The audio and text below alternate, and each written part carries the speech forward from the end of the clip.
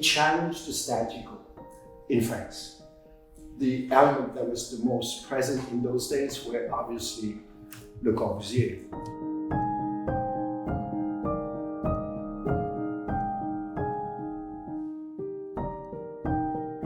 And see and promote some of the very philosophy of Frank Lloyd Wright, which was completely unheard of in Europe in 1953.